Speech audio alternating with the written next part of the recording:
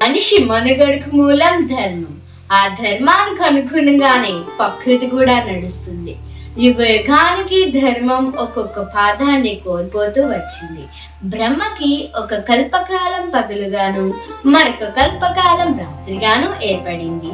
కల్పం అంటే 432 కోట్ల మానవ సంవత్సరాలు. ఇందులో కృత, త్రేత, ద్వాపర, కలియుగాలు ఉన్నాయి. కృతయుగంలో 17,28,000 మానవ సంవత్సరాలు. ఇందులో ధర్మం 4 పాదాలు నడిచింది. గాలిలో కాలుష్యం, మనుషుల్లో కల్మషం లేదు. దేవతలు మానవులు కలిసే జీవించేవారంట. సగటి మనిషి ఆయుష్ 1,00,000 సంవత్సరాలు, పొడవు 32 అడుగులు ఉండేవారంట. తర్వాత త్రేతాయుగం 12,96,000 సంవత్సరాలు. ఇందులో ధర్మం 3 పాదాలే నడిచింది. రావణాసుడి రూపంలో చెడు పురుడు పోసుకుంది. దానితో ధర్మానికి విఘాతం ఏర్పడింది. మనిషి ఆయుష్ 10,000 సంవత్సరాలకు, పొడవు 21 అడుగులకు తగ్గిపోయింది.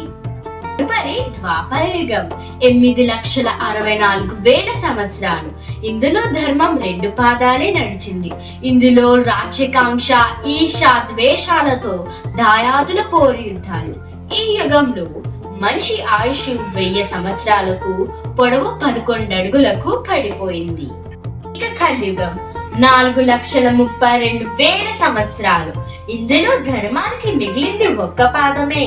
మనిషి అత్యంత నీచమైన స్థితికి దిగజారి తృప్తి అనేది లేకుండా బ్రతుకుతున్నాడు. తన స్వయంకృప అపరాధంతో 100 సంవత్సరాల ఆయుష్ను 60 సంవత్సరాలకు దిగజార్చుకున్నాడు. పొడవు 6 అడుగుల కంటే కిందకు పడిపోయింది. మనిషి యుగానికి తన ఆలోచనలను దిగజార్చుకుని ఈ నేలని పాపాల పుట్టగా మార్చి మొత్తానికి భూమిని అంతరించిపోవడానికి తానే కారకుడయ్యాడు. ధర్మో రక్షితి రక్షితః. మనం ధర్మాన్ని రక్షిస్తే ధర్మమే మనల్ని రక్షిస్తుంది.